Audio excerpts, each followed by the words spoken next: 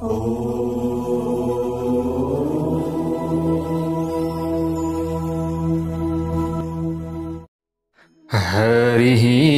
ओम स्वस्ति श्री गणेशाय नमः।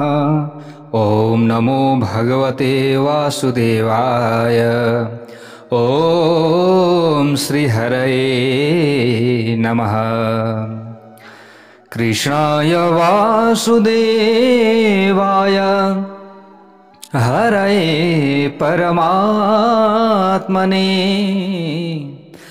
प्रणत क्लेशनाशाय गोविंदाय नमो नमः। नारायणं नमस्कृत्य नरं चैव नरोत्तमं देवीं सरस्वतीं व्यासं ततो जयमुदीरयेत्। जय श्री हरि, जय श्री राधे। वैकुंठवासी श्री नारायण भगवान को जय होस्। प्यारा भक्त भागवतहरू, यतिखेर हजुरहरू श्री विष्णु महापुराण कथा श्रवण गर्दै हुनुहुन्छ। आजको नयाँ भाग 58 मा तपाईँ हामी उपस्थित भएका छौँ। पराशर ऋषिले मुनि मैत्रेयलाई यो कथा श्रवण गराउँदै हुनुहुन्छ। प्यारा भक्त भागवतहरू, पराशर ऋषि भन्नुहुन्छ, एवं दैत्यवधम कृष्णो बलदेव सहायवान् चक्रे दुष्टक्षितिशानां तथैव जगतः कृते भन्नुहुन्छ। यहाँ अगाडि दुईविध नाम गरेको जो बाँदर थियो त्यो बाँदरको अन्त्य भइसकेको छ। अब यहाँ ऋषिहरूको श्राप, यदुवंशको विनाश र परमात्माको स्वधाम गमनका कथाहरू रहेका छन्। अब एकदम रोचक प्रसंग रहेको छ। भन्नुहुन्छ, हे मैत्रेय, यस प्रकार अत्यन्त पराक्रमी बलराम सहित भएर परमात्मा श्री कृष्णले सम्पूर्ण जगतको कल्याण गर्नका लागि अर्थात बढिरहेको अधर्मको विनाश गर्नुभयो र प्यारा भक्त भागवतहरू धर्मको स्थापना गर्नका लागि दैत्य र दुराचारी राजाहरूको संहार गर्नुभयो। यिनीहरूको पीडाबाट पृथ्वीलाई यथार्थ रूपमा मुक्ति दिलाइदिनु भयो। परमात्मा श्री कृष्णले अतुलनीय शक्ति भएका अर्जुनलाई आफ्नो सहयोगी बनाउनु भएर 18 अक्षौहिणी सेनाको पूर्ण रूपमा विनाश गरिदिनु भयो। पृथ्वीलाई पीडाबाट पूर्ण रूपमा मुक्ति गराइदिनु भयो, अर्थात उनीमाथि रहेको भार बोझ हटाइदिनु भयो। यसरी नै सम्पूर्ण शत्रु राजाहरूको वध गरिदिनु भएर पृथ्वीलाई सबै किसिमका पीडाहरूबाट यथार्थ रूपमा संहार गरिदिनु भयो। यसरी संहार गरिदिनु भएपछि ब्राह्मणहरूको श्रापको बहानामा आफ्नो कुलको पनि पूर्ण रूपमा संहार गरिदिनु भयो।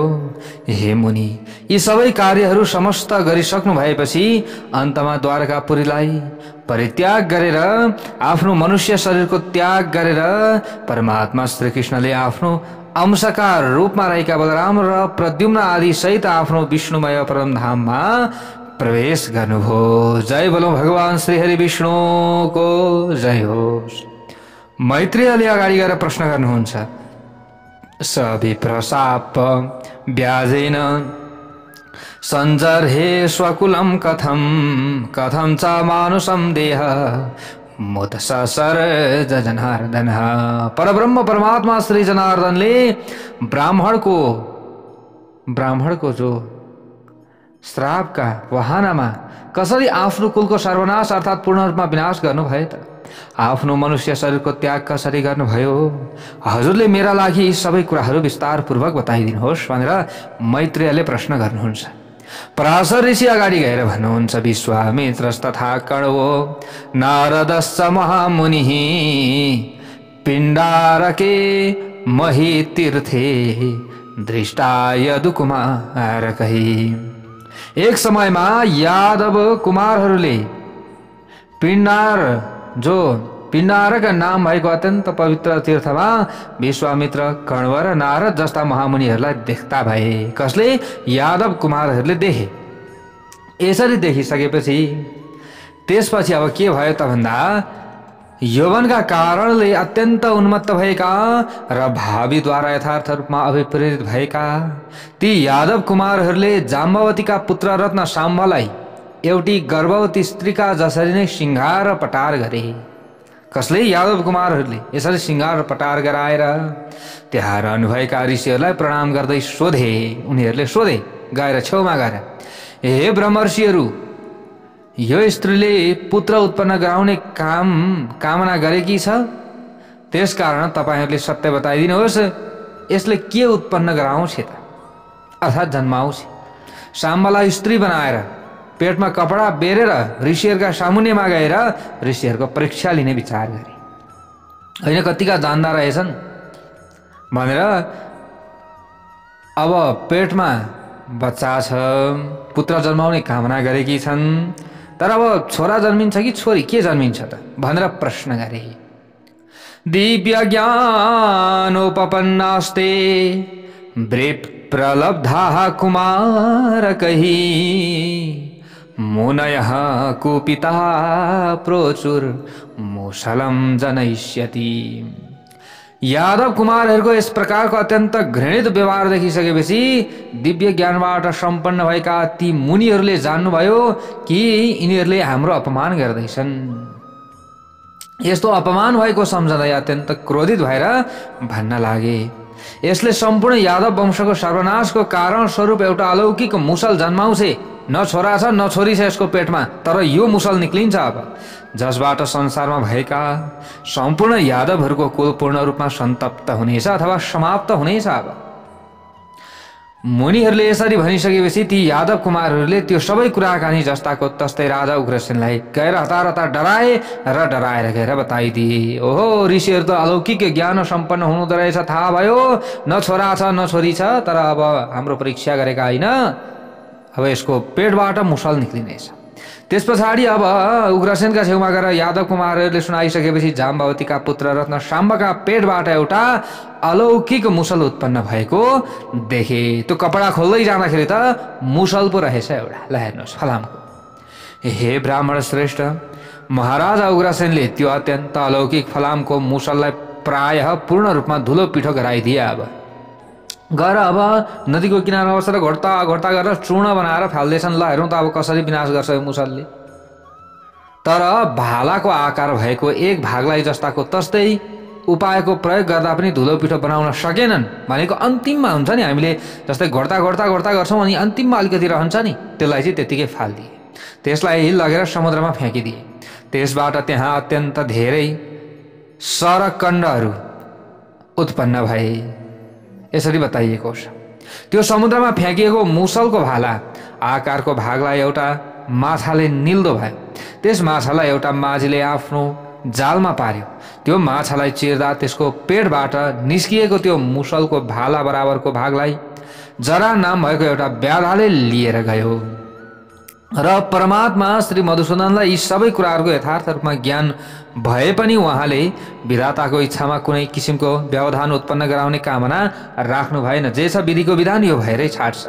त्यसपछि एक दिन देवताहरूद्वारा पठाइएको एउटा दूतले परमात्मा श्री कृष्णका सामिप्यमा आएर उहाँलाई प्रणाम गर्दै भन्यो, हे भगवान, हजुरसँग एकान्तमा केही कुराहरू बताउनका लागि देवताहरूले मलाई हजुरको सामिप्यमा पठाएका छन्। हे प्रभु, विश्वदेव, अश्विनी कुमार, वायु, आदित्य, रुद्र, मरुद्गण र सम्पूर्ण देवताहरू सहित स्वर्गका अधिपति इन्द्रले हजुरका समीपमा जुन सन्देश पठाएका छन् त्यस विषयमा हजुरले सुनिदिनुहोस् भन्नुभएछ। हे भगवान, यादव जो देवताहरूद्वारा अभिप्रेरित भएर उनीहरूसँगै पृथ्वीलाई पापबाट पूर्ण रूपमा मुक्त गराउनका लागि हजुरले अवतार लिनुभएको 100 वर्षभन्दा धेरै समय बितिसकेको छ। हे प्रभु, अब हजुरले संसारमा भएका सबै दुराचारी दैत्यहरूको वध गरिसक्नु भएको छ र पृथ्वीलाई पनि पीडाबाट पूर्ण रूपमा मुक्त गराइसक्नु भएको छ। त्यसकारण अब हामीहरू हजुरसँग स्वर्गमा गएर निवास गरी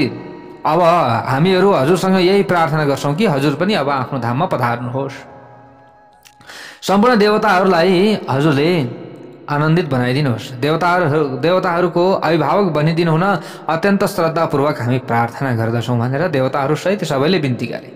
हे जगन्नाथ, हजुर पृथ्वीमा आउनुभएको 100 वर्षभन्दा धेरै भइसक्यो। अब यदि हजुरलाई उचित लाग्छ भने हजुरले निवास गर्नका लागि स्वर्ग उपयुक्त छ भने स्वर्गलोकमा आउनुहोस्। होइन भने आफ्नो लोकमा जानुहोस्। देवताहरूको सन्देश अनुसार यदि हजुरलाई पृथ्वीमा नै निवास गर्ने चाहना रहेको छ भने यही निवास गरिरहनुहोस्। प्रभुका सामिप्यमा कर्तव्यका विषयमा नम्रतापूर्वक निवेदन गर्ने कार्य सेवकहरूको आफ्नो दायित्व निर्वाह मात्र गरेका हौँ हामीले त। हामी त सेवक हौँ हजुरको, हाम्रो दायित्व हामीले निर्वाह गरेका हौँ। अब यति भनेपछि भगवान श्रीकृष्ण अगाडि गएर भन्नुहुन्छ, यत्वा माथाखिलम दूत वेदमे तदहमप्युत।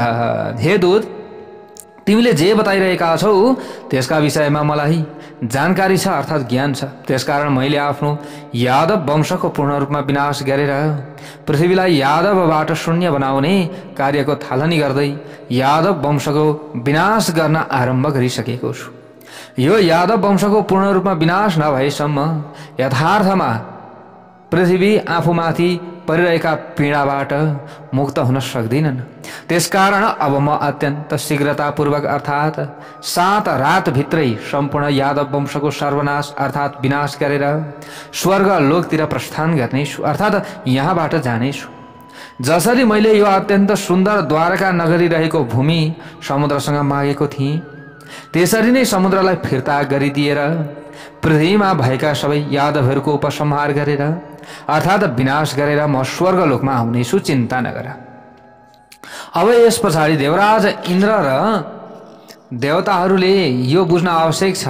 त्यो के हो भने अत्यन्त पराक्रमी बलराम शङ्कर्षणलाई आफ्नै साथमा लिएर यो मनुष्य शरीरको परित्याग गरिदिएर स्वर्गलोकमा पुग्नै लागिसकेको छु। अब पृथ्वीको भारका अर्थात् बोझका रूपमा जरासन्ध लगायतका जुन जुन अत्यन्त पराक्रमी वीरहरू मारिएका छन्, तिनीहरूका तुलनामा यी यादव कुमारहरू पनि कुनै किसिमले कम रहेका छैनन्। यिनीहरू पनि बलशाली छन्। यी यादव कुमारहरू पनि जरासन्धहरूकै बराबरका हुन्। त्यसकारण म पृथ्वीको भार अर्थात् बोझ हरण स्वरूप यो अत्यन्त ठुलो कार्य सम्पन्न गरिसकेपछि अर्थात् पृथ्वीलाई यथार्थ रूपमा पीडाविहीन बनाइसकेपछि मात्र देवलोकको पालन पोषण गर्नका लागि म स्वर्गलोकमा आउनेछु। तिमीले देवताहरूलाई मेरो यो सन्देश सुनाइदिनु भनेर यसरी भनिदिनु भयो। ल हेर्नुहोस् है, परमात्मा श्री कृष्णले यस किसिमको आज्ञा दिनु भइसकेपछि देवताहरूले पठाइएको दूत उहाँलाई प्रणाम गरेर अत्यन्त दिव्य गतिका माध्यमद्वारा गएर देवराज इन्द्रको सामिप्यमा उपस्थित भयो। त्यो दूत पठाएका थिए नि त देवताकै रूपमा। त देवराज इन्द्रका नजिकमा पुग्यो र यहाँ परमात्मा श्री कृष्णले आफ्नो अत्यन्त सुन्दर द्वारिकापुरीमा दिनरात विनाशको सूचक स्वरूप अलौकिक भुइँबाट उत्पन्न अन्तरिक्षसँग सम्बन्धित अनेकौं किसिमका उत्पातहरू आरम्भ भइसकेको देख्नुभयो। अब परमात्माले यो संकेत देख्न थाल्नुभयो। यस प्रकारका उत्पातहरू भइरहेको देखेपछि परमात्मा श्री कृष्णले यादवहरूसँग भन्नुभयो, हेर यहाँ कस्तो अत्यन्त भयानक उत्पात मचिरहेको छ। यी सबैलाई शान्त गराउनका लागि हामीहरूले अत्यन्त शीघ्रतापूर्वक प्रवास क्षेत्र अर्थात् द्वारकाबाट धेरै पर सौराष्ट्रमा रहेको तीर्थमा जानु पर्दछ भनेर यसरी भगवानले सबैलाई भन्न लाग्नुभयो। ल हेर्नुहोस्, एव मुक्ते तु कृष्णेन यादव प्रवरस्ततः। परमात्मा श्री कृष्णले यसो भन्नु भएपछि महाभागवत अर्थात् परम वैष्णव यादव श्रेष्ठ उद्धवले परमात्मा श्रीहरूलाई प्रणाम गर्दै उहाँसँग भने, हे भगवान, मलाई ज्ञान भए अनुसार अब हजुर आफ्नो कुलको विनाश अर्थात् सर्वनाश गर्न लाग्नु भएको छ। मलाई यस्तो लागिरहेको छ किनकि हे अच्युत, यस समयमा सबैतिर विनाशका सूचक अनेकौं उत्पातहरू मात्र देखिरहेका छन्। यस्तो सूचक देखिराखेको छ। त्यसकारण हजुरले मलाई आज्ञा दिनुहोस्, अब म के गरौँ? हजुर त यो धराधामलाई त्याग गरेर जान खोज्दै हुनुहुन्छ, मलाई यस्तो लाग्दैछ भनेपछि भगवान श्री कृष्ण भन्नुहुन्छ, गच्छ त्वं दिव्यया गत्या मत्प्रसाद समुत्थया यद वदर्याश्रमं पुण्यम गन्धमादन पर्वते। भगवानले भन्नुभयो, हे उद्धव, तिमी मेरो कृपा प्राप्त गरेर दिव्य अर्थात् अलौकिक गतिका माध्यमद्वारा गन्धमादन पर्वत अर्थात् माल्यवानदेखि अगाडिको पर्वतमा अवस्थित रहेको बदरिका स्थान हो र त्यसबाट यो सम्पूर्ण पृथ्वी पवित्र भएको छ। तिमीले त्यहाँ गएर आफ्नो अन्तरात्मालाई यथार्थ रूपमा ममा स्थापित गरेर तपस्या गर्नु। त्यसपछि मेरो कृपाका प्रभावले गर्दा तिमीले आफ्नो मनोकामना अनुसारको सिद्धि प्राप्त गर्नेछौ। अब म पनि यो यादव कुलको पूर्ण रूपमा सर्वनाश गरिदिएर स्वर्गलोकमा जान्छु। मैले परित्याग गरिसकेपछि समुद्रले यो अत्यन्त सुन्दर द्वारकापुरीलाई आफ्नो पानीमा पूर्ण रूपमा डुबाइदिन्छ, आफ्नो नियन्त्रणमा लिन्छ। इत्युक्त प्रणिपत्यैनं जगामाथ तदुद्धव। परमात्मा श्रीकृष्णले यस किसिमको आज्ञा दिनुभएपछि उद्धव उहाँलाई प्रणाम गरेर उहाँबाटै अनुमोदन गरिएको नर नारायणको निवास स्थान बदरिकाश्रममा तपस्या गर्नका लागि त्यहाँबाट हिँड्नुभयो। यहाँ भन्नुहुन्छ पराशर ऋषि मुनि मैत्रेयलाई, हे ब्राह्मण श्रेष्ठ, त्यसपछि परमात्मा श्रीकृष्ण र अत्यन्त पराक्रमी बलरामका साथ सम्पूर्ण यादवहरू अत्यन्त तीव्र गति भएको रथमा सवार भएर प्रवाह क्षेत्रतर्फ जानका लागि त्यो अत्यन्त सुन्दर द्वारकापुरीबाट हिँड्दा भए। त्यसपछि यस्ता प्रकारले अब यहाँ अनि कुकुर, वृष्णि र अन्धक वंशीय यादवहरूले प्रवास क्षेत्रमा पुगेर संयमित भावपूर्वक स्नान गरिसकेपछि परमात्मा श्री वासुदेवसँग अनुमति लिएर मद्यपान लिए। त्यस पछाडि अर्थात् मदिरा पिउन थाले। त्यो समयमा अब त्यस पछाडि के भयो त भन्दा त्यस समयमा त्यस स्थानमा मदिरा पिउँदाका अवस्थामा ती यादवहरूको आफैभित्र अर्थात् आफू आफूमा झगडा उत्पन्न हुन लाग्यो। कुवाक्यहरू अब त्यहाँ बोलिन थाले। कुवाक्य रूप दाउराबाट उत्पन्न प्रलय गराउने सामर्थ्य भएको परस्पर कलह झगडाको आगो सल्कियो, दन बल्न थाल्यो। त्यही झगडा रूपी आगो यादव कुलको विनाशको कारण बन्यो। त्यस समयमा दैव वशीभूता ती सबै यादवहरू एक आपसमा शस्त्र प्रहार गर्न थाले। अस्त्र शस्त्र समाप्त भइसकेपछि तिनीहरूले त्यहाँ नजिकै पूर्ण रूपमा मौलाइएको सरकण्ड हातमा लिएर प्यारभक्त भागवतहरू त्यस युद्धमा उनीहरूले आफ्ना हातमा लिएको त्यो सरकण्ड वज्रका समान भएको अनुभव गर्न थाले। हातमा लिने बित्तिकै वज्र समान भयो र उनीहरू त्यसले एकले अर्कालाई प्रहार गर्न अर्थात् हिर्काउन थाले। त्यो सरकण्डलाई अस्त्र शस्त्रका रूपमा प्रयोग गर्न थाले। हे ब्राह्मण श्रेष्ठ, त्यस यादव वंशीय युद्धमा प्रद्युम्न, शाम्ब, कृतवर्मा, सात्ययिक, अनिरुद्ध, पृथु अनि विपृथु, चारुवर्मा, चारुक तथा अक्रूर आदि सबै यादवहरूले परस्परमा अर्थात् एकले अर्कालाई त्यो एराका अर्थात् गुँद रूपी वज्रले प्रहार गर्न थाले। ल हेर्नुहोस् है, एकले अर्कालाई हिर्काउन थाले। अब मदनमत्त भइसकेपछि एकले अर्कालाई शत्रु भाव उनीहरूले प्रकट गराउन लागे। त्यसपछि जब परमात्मा श्रीहरिले उनीहरूलाई परस्परमा युद्ध गर्न रोक्न खोज्नुभयो त्यस समयमा उहाँलाई आफ्नो शत्रुको सहयोगी सम्झन थाले। उनीहरूले निरन्तर रूपमा एकले अर्कामाथि प्रहार गरिरहे। उनीहरूले परमात्मा श्रीकृष्णको आज्ञाको अवहेलना गरे। त्यस समयमा परमात्मा श्रीकृष्णले पनि अत्यन्त क्रोधित भएर तिनीहरूको वध गर्नका लागि एक मुठी एराका अर्थात् ठुलो गुँद समाउनु भयो र त्यो एक मुठी ठुलो गुँद फलामको मुसलका रूपमा परिणत भयो समात्ने बित्तिकै। त्यसपछि परमात्मा श्रीकृष्णले त्यस ठुलो गुँदबाट ती अत्यन्त आततायी प्रवृत्ति भएका यादवहरूको सर्वनाश गर्न आरम्भ गर्नुभयो। त्यसै समयमा अन्य यादवहरू पनि अनायास रूपमा त्यहाँ आएर एकले अर्काको वध गर्न थाले।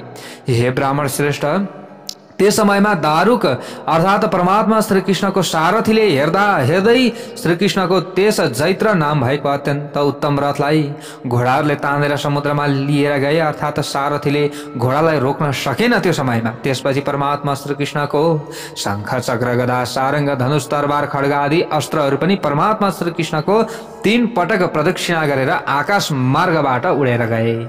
हे मुनि श्रेष्ठ, एक क्षणको अवधिमा परमात्मा श्रीकृष्ण र उहाँको सारथी दारुक बाहेक सम्पूर्ण यादवहरूमा कोही पनि जीवित अवस्थामा रहेनन् भनेर बताइएको छ। यहाँ अन्य सम्पूर्ण यादवहरूको पूर्ण रूपमा विनाश भयो।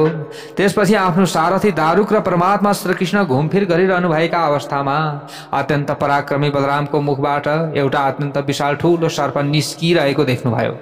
त्यसपछि अत्यन्त पराक्रमी बलरामका मुखबाट निस्किएको त्यो अत्यन्त भयानक सर्प समुद्रतिर गयो। त्यस समयमा सिद्ध एवं अत्यन्त सर्पहरूले त्यो भयानक सर्प स्तुति गरिरहेका थिए। त्यस समयमा समुद्र अर्घ्य लिएर त्यो भयानक सर्पका अगाडि आए। उत्तम सर्पहरूले त्यसको पूजा गर्न थाले। पूजा समाप्त भएपछि त्यो विशाल सर्पले समुद्रको पानीमा प्रवेश गर्यो। यस प्रकार अत्यन्त पराक्रमी बलरामजी आफ्नो अंशमा विलीन हुनुभएको देखिसकेपछि परमात्मा श्रीकृष्णले आफ्नो सारथी दारुकसँग भन्नुभयो, तिमीले यहाँबाट गएर राजा उग्रेसन र वसुदेवलाई यहाँ भएका सबै कुराहरू बताइदेऊ। अत्यन्त पराक्रमी बलरामजी अन्तर्ध्यान हुनुभयो। त्यस पछाडि यति भनेर ल हेर्नुहोस् प्यारा भक्त भागवतहरू, अब सम्पूर्ण यादवहरूको पूर्ण रूपमा विनाश भइसकेको छ। अब म पनि योगस्थ भएर अर्थात् योगमा लीन भएर आफ्नो यो मनुष्य शरीर परित्याग गर्दछु। तिमीले यहाँबाट गएर उनीहरूलाई यो सबै कुरा सुनाइदेऊ। द्वारकापुरीमा निवास गर्ने सबैलाई, महाराजा उग्रसेनलाई तिमीले अब यो अत्यन्त सुन्दर द्वारका नगरीलाई समुद्रको पानीले पूर्ण रूपमा आफ्नो नियन्त्रणमा लिनेछ, डुबाइदिनेछ भनिदिनु भनेर यसरी भन्नुभयो। त्यसकारण तपाईहरू सबैले अर्जुनको आगमनको प्रतीक्षा गर्नु। तर अर्जुन यो द्वारिकापुरीबाट निस्किएपछि तपाईहरूमध्ये कोही पनि व्यक्ति द्वारकामा नजानु र नबस्नु पनि। ती कुरुवंशी अत्यन्त शक्तिशाली अर्जुन द्वारकाबाट निस्किएर जहाँ जान्छन् तपाईहरूले उनी सँगसँगै त्यही जानु। हे दारुक, तिमीले कुन्तीका पुत्र अर्जुनलाई मेरो यो सन्देश पनि सुनाइदिनु। अर्जुनलाई तिमीले भनिदिनु उनले आफ्नो शक्ति अनुसार अर्थात् क्षमता अनुसार मेरो परिवारको रक्षा गर्नेछ। तिमीले अर्जुनसँगै द्वारकामा भएका सबै मनुष्यहरूलाई लिएर जाने गर्नु, यानि कि मनुष्यहरूलाई लिएर जानु र वज्रलाई यदुवंशको जो छन् राजा बनाउनु अर्थात् वज्रको राज्याभिषेक गरिदिनु। अब यसरी भनिदिनु भयो भगवानले। अब परमात्माले यसरी आज्ञा दिनुभयो। त श्रीकृष्णले यस किसिमको आज्ञा दिनुभएपछि दारुकले उहाँलाई पटक पटक प्रणाम गरे, उहाँको अनेकौं पटक परिक्रमा पनि गरे। इत्युक्तो दारुकः कृष्णं प्रणिपत्य पुनः पुनः परमात्माको आज्ञा शिरोधार्य गर्दै त्यहाँबाट द्वारिकापुरीतिर प्रस्थान गरे। ती धर्मात्मा दारुकले अत्यन्त सुन्दर द्वारिकापुरीमा गएर परमात्मा श्रीकृष्णको आज्ञा अनुसार सबै कुरा विस्तारपूर्वक सुनाइदिए।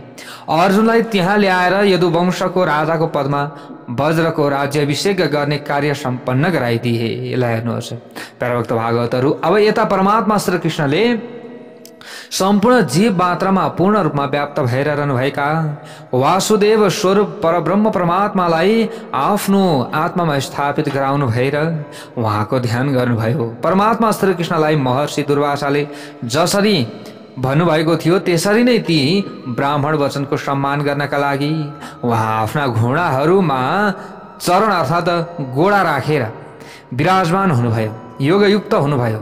यसै समयमा जरा नाम भएको व्याध अर्थात् शिकारी त्यहाँ आयो, जसले मुसलबाट बचेको तोमर अर्थात् जो गणासी अथवा भालाको छाँटको प्राचीन कालको एक हतियारलाई आफ्नो बाणका टुप्पोमा लगाएको थियो। हे ब्राह्मण श्रेष्ठ, उहाँको श्री चरणलाई मृगको आकार जस्तो देखेकाले टाढै बसेर शिकारीले त्यो तोमर अर्थात् गणासीले चरणहरूलाई भेदन गर्ने लक्ष्यले अब उसले मृगलाई आनेको थियो, तर यसरी त्यो छोड्दाखेरि चरण भेदन गर्यो भगवान श्रीकृष्णको अर्थात् प्रहार गरेर छेडिदियो। तर नजिकमा गएर हेर्दाका अवस्थामा त्यस शिकारीले चतुर्भुज धारण गरेको अर्थात् 4 हातहरू भएको एउटा मनुष्यलाई देखो। छेउमा गएर हेर्दाखेरि देख्ने बित्तिकै उहाँका चरणहरूमा शरणागत भएर प्रसन्न भइदिनुहोस् हे प्रभु, मैले जानिनँ भन्न थाल्यो। मैले अज्ञानतापूर्वक मात्र मृग सम्झिएर यस किसिमको अपराध गरेँ। हे प्रभु, कृपया मलाई क्षमा गरिदिनुहोला। म आफ्नै पापबाट अत्यन्त पीडित भइरहेको छु, मेरो रक्षा गरिदिनुहोस् भनेर त्यो शिकारीले भन्न लाग्यो। त्यस पछाडि भगवानले त्यो शिकारीसँग भन्नुभयो, ततस्तम भगवान न तेस्ति भय मडवापी। तिमी अलिकति मात्र पनि नडराऊ हे शिकारी, तिमी मेरो कृपाका प्रभावले देवताहरूको निवास स्थान स्वर्गमा अब तिमी जानेछौ, स्वर्गलोकमा जाऊ। परमात्मा श्रीकृष्णले यति भनिसक्नु भएपछि त्यहाँ तुरन्त एउटा विमान आइपुग्यो। प्यारा भक्त भागवतहरू, विमानमागतम सद्यस तद्वाक्य समनन्तरम, यसरी आइपुग्यो। त्यही विमानमा चढेर त्यो शिकारी परमात्माको कृपाका प्रभावले त्यसै समयमा स्वर्गलोकमा गयो। त्यो शिकारी स्वर्गलोकमा गइसकेपछि परमात्मा श्रीकृष्णले आफ्नो आत्मा अव्यय अचिन्त्य वासुदेव स्वरूप स्वच्छ अजन्मा अमर अप्रमेय सम्पूर्ण ब्रह्माण्डको आत्मा अनि ब्रह्मस्वरूप भगवान श्री विष्णुमा विलिन गराउनु भएर त्रिगुणात्मक गतिलाई पूर्ण रूपमा उल्लङ्घन गरेर आफूले धारण गरिरहनु भएको मनुष्य शरीरको यथार्थ रूपमा परित्याग गर्नुभयो। तत्याज मानुषम देह मतित्य त्रिविधाम गतिम। यसरी भगवान श्रीकृष्णले पनि आफ्नो देहलाई उहाँले के गरिदिनु भयो, त्याग गरिदिनु भयो र योगका माध्यमद्वारा उहाँ आफ्नो लोकमा जानुभयो भन्ने कथाहरू छन् प्यारा भक्त भागवतहरू। त्यो शरीरलाई छोडिदिनु भयो। त्यसपछि कुरुवंशीय अर्जुनले परमात्मा कृष्ण र अत्यन्त पराक्रमी बलरामको पार्थिव शरीर अन्य यादवहरूका पनि मृत शरीरहरूको खोज तलास गरेर क्रमबद्ध रूपमा और्धदेहिक प्रेतका लागि गरिने कर्म दान अन्त्येष्टि संस्कार गरिदिनु भयो। परमात्मा श्री कृष्णका रुक्मिणी आदि जुन 8 पटरानी अर्थात मुख्य रानीहरू रहेका थिए तिनीहरू सबैले परमात्मा श्री कृष्णको पार्थिव शरीरलाई अत्यन्त श्रद्धा र प्रेमपूर्वक अँगालो मारेर स्वयंले अग्निमा प्रवेश गर्दा भए।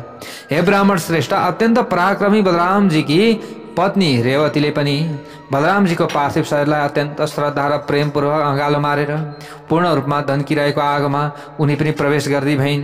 यस किसिमको अत्यन्त दुःखद समाचार सुनिसकेपछि महाराज उग्रसेन आनक दुन्दुभिका नामबाट प्रख्यात हुनुभएका वसुदेव, देवी, देवकी अनि रोहिणी आदिले पनि स्वेच्छापूर्वक अग्निमा प्रवेश गर्दा भए। आफ्नै इच्छाले गरे, उनीहरूले कसैको करकाप थिएन।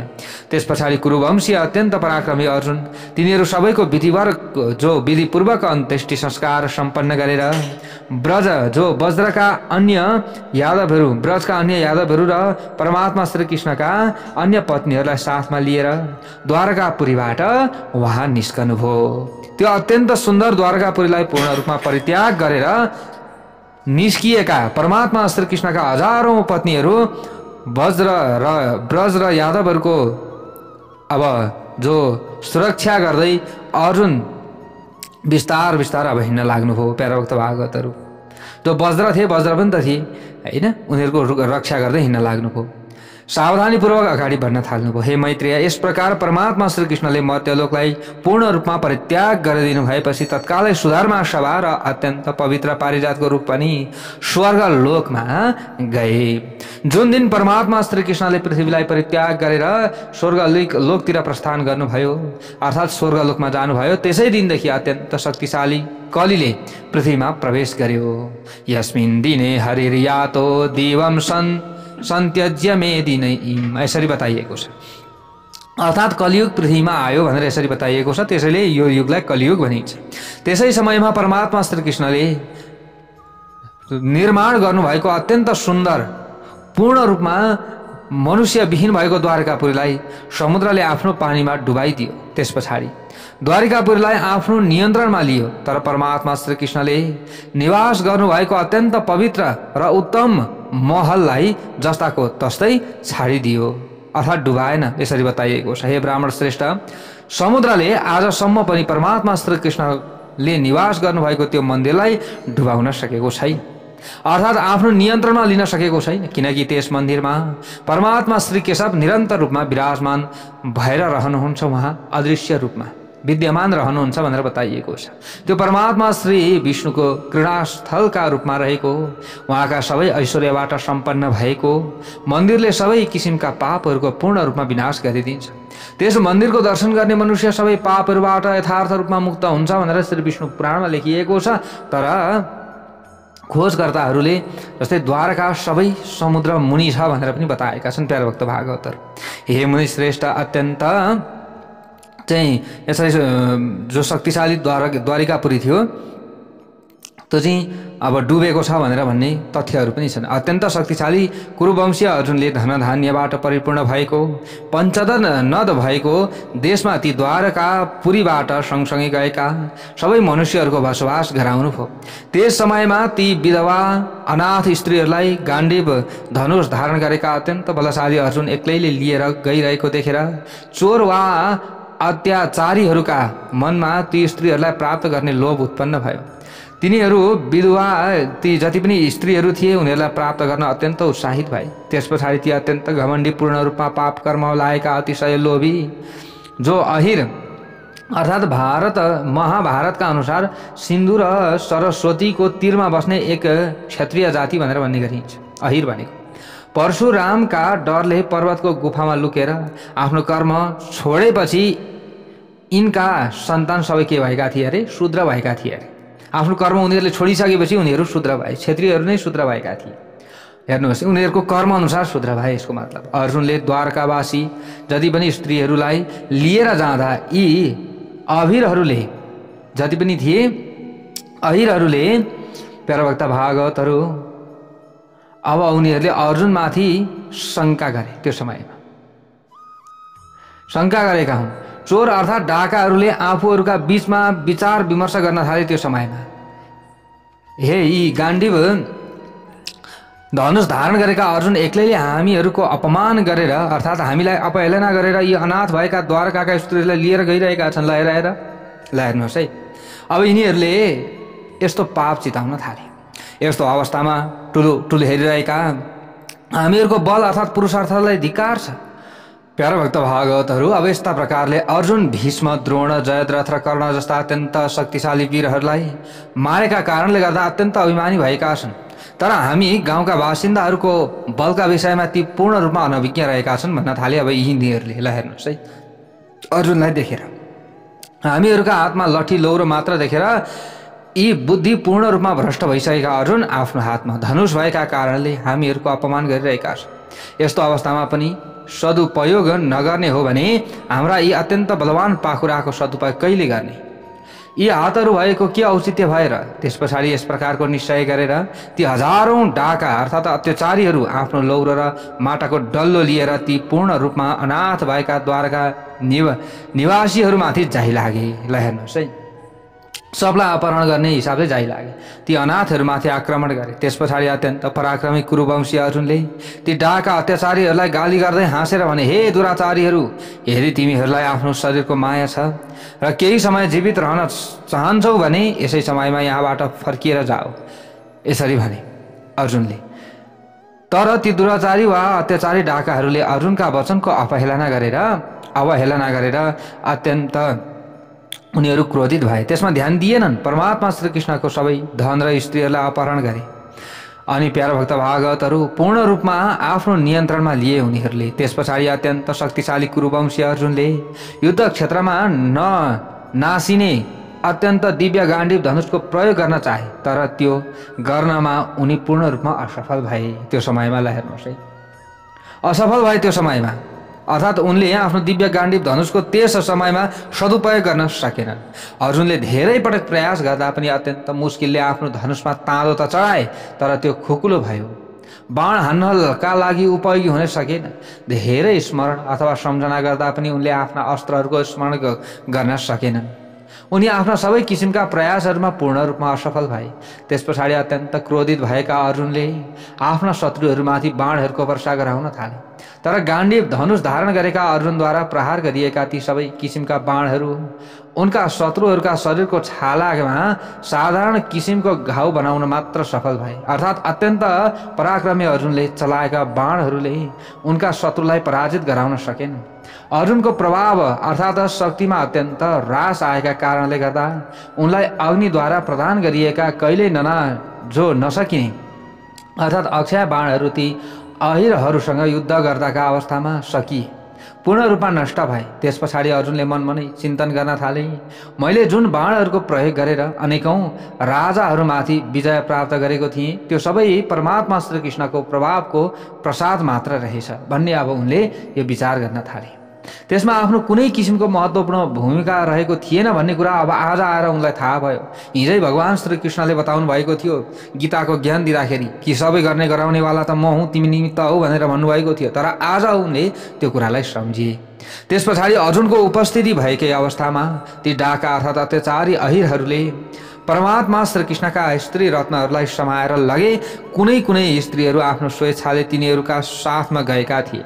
आफ्ना बाणहरू पूर्ण रूपमा समाप्त भइसकेपछि धनञ्जय अर्जुनले आफ्नो गाण्डीव धनुषको टुप्पोले नै ती अत्याचारीहरूमाथि प्रहार गर्न थाले। तर हे मुनि, ती डाका अत्याचारीहरू उनले त्यसरी आफूमाथि प्रहार गरेको देखेर हाँस्न थाले। हे मुनि श्रेष्ठ, यस प्रकार अर्जुनले हेर्दै अर्थात् उनकै अगाडिबाट ती अत्याचारीहरूले अर्थात् म्लेच्छहरूले वृष्णि र अन्धक वंशका स्त्री रत्नहरूलाई अपहरण गरेको शैलीमा लिएर गए। त्यस समयमा कहिल्यै पनि पराजयको सामना नगरेका, पराजय नभोगेका अर्जुन अत्यन्त दुखी भएर रुँदै, ओहो यो कस्तो दुःख हो, ओहो भगवानले मलाई नराम्ररी झुक्याउनु भयो भन्न थाले। त्यो समयमा ओहो मलाई उहाँले झुक्याउनु भयो।